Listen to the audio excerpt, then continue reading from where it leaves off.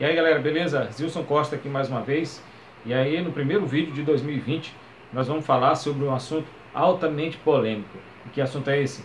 Guerras Secretas 2.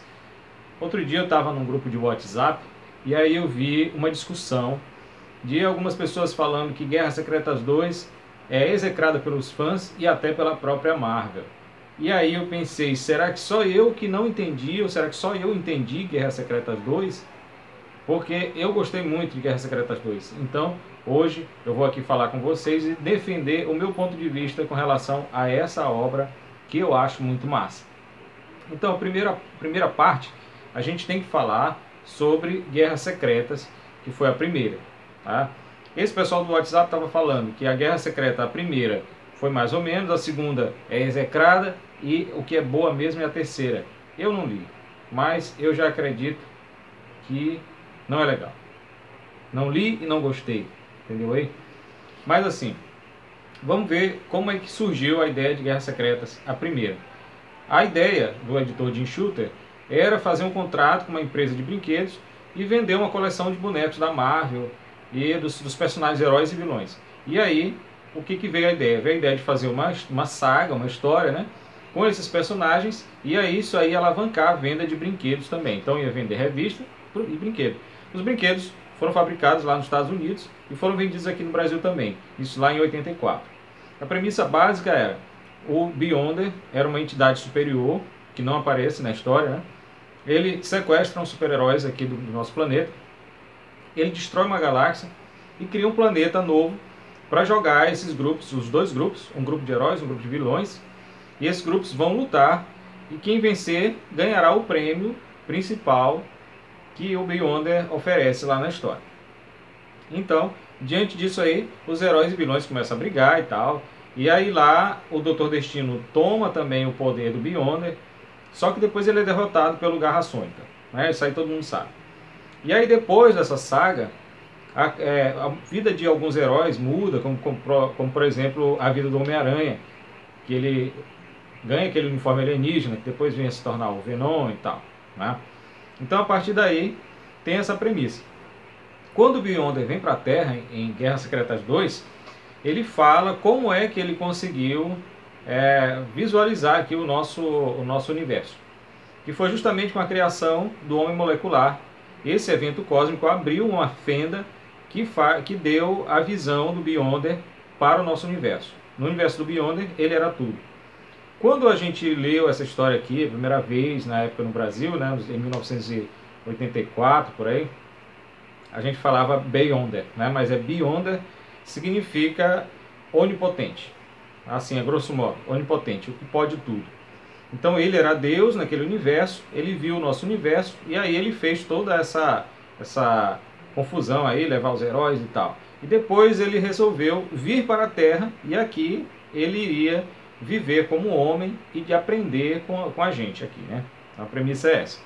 Então, essa saga começa aqui, ó, no Grandes Heróis Marvel número 27, com a primeira aparição do Beyonder aqui na Terra. E ele vem e assume uma aparência humana, que é a aparência do Homem Molecular. Aqui, ó. Tá? Então o Beyonder assume a forma humana do Homem Molecular e bem aqui nesse primeiro momento ele já descobre que esse corpo que ele tem é frágil e que ele pode se machucar, né? Como Wolverine comprovou aqui. Então ele vem para a Terra para compreender, para aprender a respeito da vida dos seres humanos. Tá? Então a proposta é essa. O que eu achei muito interessante que talvez aqueles que execram essa saga dizem que não gostam, talvez não tenham entendido que aqui é mais ou menos assim como Deus se fazendo homem, né? E ele vem para a Terra para compreender. Ele é Deus e ele vem para a Terra, se torna homem, para compreender e passar por todas as experiências que um ser humano comum. Então ela começa aqui em Grandes Heróis Marvel 27, se estende por todas as revistas Marvel, e termina aqui no Capitão América, número 141. Então ele vai passar por grandes situações, coisas muito interessantes aqui. Aqui no Homem-Aranha número 85, ele transforma um prédio em ouro, porque ele conversa aqui com Luke Cage e Punho de Ferro, e eles falam para ele que grana é o que importa. Tá? Aqui o Luke Cage fala: grana, cara, com isso você pode ter quase tudo, sem isso você não tem droga nenhuma. Então o Beyonder compreende e ele transforma um prédio inteiro em ouro. Esse é o aprendizado que ele tem aqui na Homem-Aranha 85 a respeito do dinheiro. Ele posteriormente, depois de vir essa fase aqui, né, de se transformar no Homem Molecular, ele segue aqui no final da história, ele segue o Capitão América, e aqui ele percebe que o Capitão América é o ser humano mais perfeito que existe. Então ele resolve adotar o corpo do Capitão América. Vamos ver. Aqui no Capitão América número 137, ele já está modificado. Ele tem o corpo do Capitão América, mas ele tem esse outro rosto aqui, esse outro cabelo. E nessa história, ele é convidado para fazer parte dos Vingadores. Só que ele não aceita. Ele diz que ele tem muito que aprender ainda. E aí ele resolve não fazer parte dos Vingadores. Na história seguinte aqui, ó, ele encontra a Dinamite e ele passa a compreender aqui a parte dos mutantes e também a parte aqui de realizar os desejos das pessoas. Nesse caso aqui também, ele faz a Dinamite, ele realiza um desejo da Dinamite, que é de ser bonita. Bem aqui, ó. Então, ele vai passando por essas situações aí. Vamos ver aqui no Capitão América 138, ele encontra o Coisa e ele vai ficar numa ilha aqui sendo um pensador. E ele passa a ter vários seguidores, achando que ele é um guru do pensamento. Tá? Enquanto isso, as entidades cósmicas ficam vigiando aqui, porque ele é um ser super poderoso, ele tem o poder de mudar a realidade só com o pensamento, então as pessoas e as entidades cósmicas ficam vigiando ele de todo jeito. Aqui, no Capitão América 140, a gente tem já a penúltima parte. Né? Deixa eu passar mais aqui para outras situações que ele vivencia. Essa situação aqui é quando ele se torna, olha, ele é o Capitão América, ele tem o corpo do Capitão América, ele vivencia aqui várias situações, inclusive a fome, ele passa fome, aí ele come, ele lancha e tal, ele conhece as pessoas aqui, o dono do mundo. E aí nessa história aqui, ele passa a adotar o nome de Frank. Ele adota um novo visual, e bem aqui, a partir daqui, ele adota esse visual novo aqui, ó. E ele passa a se chamar Frank. Tem uma revista minha que eu fiz, que é O Homem Caveira, que ele encontra um personagem que faz uma homenagem ao Jaspion, e no último quadrinho eu coloquei uma homenagem ao Beyonder. Eu coloquei o Beyonder, o nome do cara é até Frank, que é o diretor lá da empresa de TV, e aí ele está lá pensando. Só que, pasmo, ninguém percebeu o que era o Beyonder, mas paciência, né? Era uma piada e era uma homenagem a esse personagem que eu gostei tanto. Aqui no Homem-Aranha 92 tem uma história interessante que mostra aqui como o Dr. Destino participou das Guerras Secretas, sendo que ele estava morto naquela época, ou acreditava-se que ele tinha morrido. Mas na verdade ele transferiu a mente dele para esse cara aqui, que era um transeunte que estava lá no momento da luta dele com o Terrax e o Surfista Prateado. Né? Então aqui nessa história, essa edição muito legal do Homem-Aranha, é contada essa história com a participação do Beyonder. Aqui no Capitão América número 136, nós temos também quando o Beyonder resolve experimentar o amor. E nessa história ele procura entre todos os seres o ser aqui aconselhado pelo homem molecular, né? Ele procura o ser, que nesse caso aqui é uma mulher, que seria a mulher perfeita para ele. E aqui ele descobre que ele quer a Cristal dos X-Men. E aí ele vai, conhece a Cristal aqui, ó. Ele mostra para ela um monte de coisas, ele oferece muita coisa para ela, leva ela para Paris. Ele faz toda aquela situação lá, tentando conquistá-la, né? Ele realiza o sonho dela de ser cantora, uma cantora famosa. Só que aqui ela rejeita isso, porque ela fala que ela quer conseguir as coisas por conta própria. Ela não quer que ele ajude ela, porque ele é onipotente.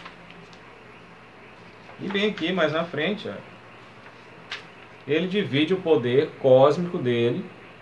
Ele torna ela uma deusa também, assim como ele. E ela passa a ser onipotente. E os dois dividem esse grande poder. Só que a Cristal rejeita também isso aqui. Ela não quer ser onipotente. Ela só quer realizar o sonho dela de ser cantora e tal, né? E aí o que o Beyonder faz? A última cartada dele, ele faz com que ela o ame. Ele controla a vontade dela. E aí ele percebe que não tem graça assim. E aí ele liberta ela da influência dele. E aí ele diz aqui: em breve você terá se esquecido do que aconteceu. Só se lembrará de que vivemos uma grande aventura, nada mais. Depois eu a devolverei ao lugar de onde foi retirada e será minha vez de esquecer. E aí ele aprende também a questão da desilusão, não é? E aí essa parte aqui tem uma coisa filosófica interessante, que revela também a mesma coisa, que é a questão do livre-arbítrio, a questão de você deve amar a Deus, no caso dele aqui, ele é o Deus, né?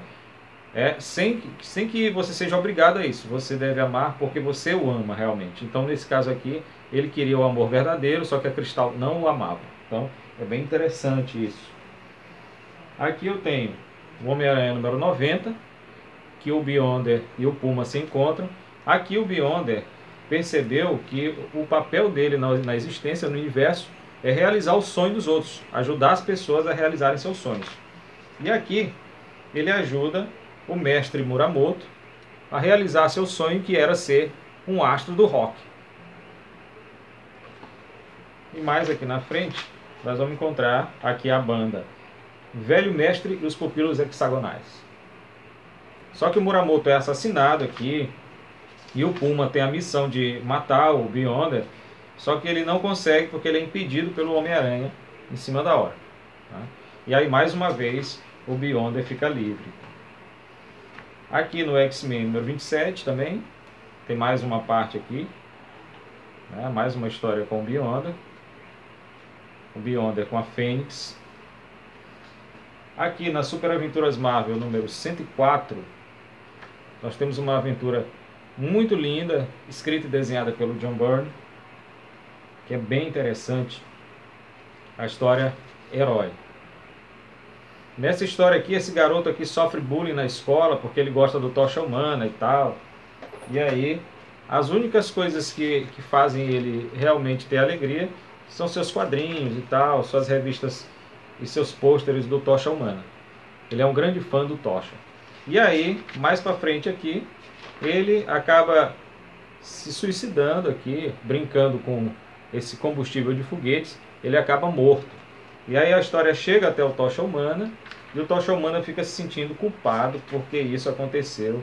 Ele acha que ele é culpado de o menino ter morrido. E o menino fala aqui pra ele: fiz aquilo para ser igual a você. E aí ele morre, tá?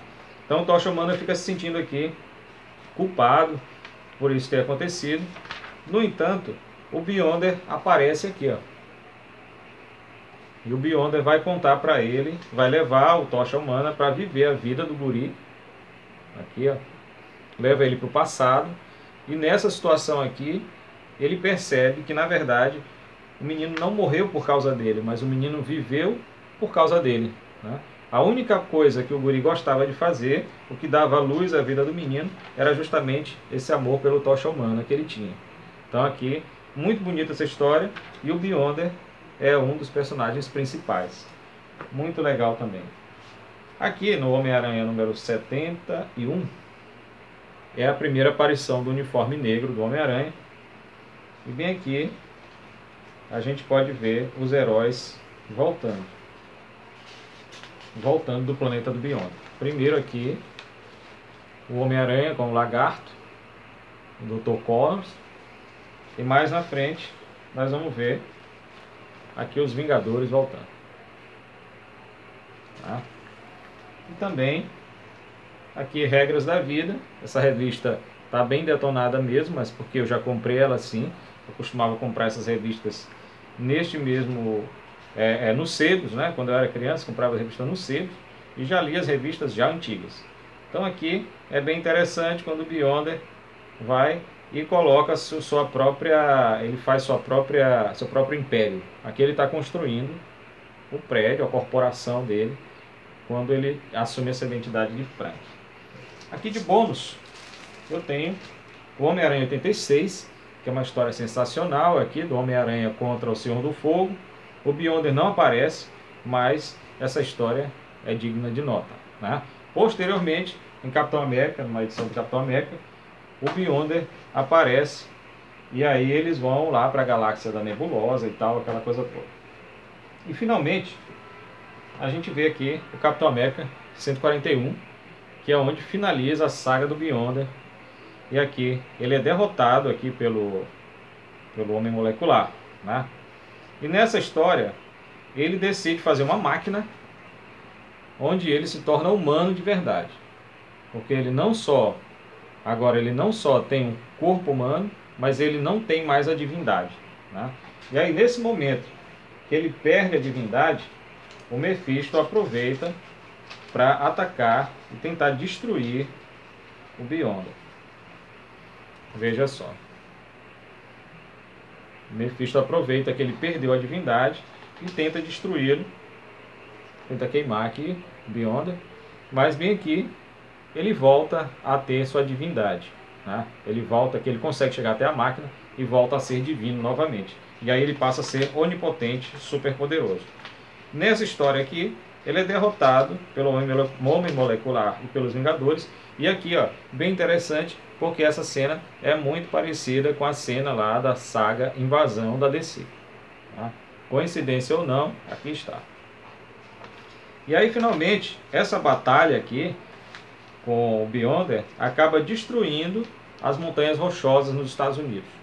E aí, quem é levado a reconstruir aqui o ambiente é justamente o Surfista Prateado com o Homem Molecular, que diz que perdeu os poderes nesse momento aqui. Tá? Ele diz que usa todo o poder dele para resolver o problema. No entanto, mais na frente, aqui no final da história, a gente descobre que ele não se desfez de seus poderes. Tá? Ele mentiu. Então, essa é a saga da Guerras Secretas 2, que eu achei injusto. Aqui não tem todas as revistas onde apareceu o Beyonder, mas tem algumas. Tá? E eu achei injusta essa colocação de que Guerras Secretas 2 é execrável, que não prestou. Para mim foi muito bom. E para você? Diz aí o que você acha. Então, é isso. Valeu, galera.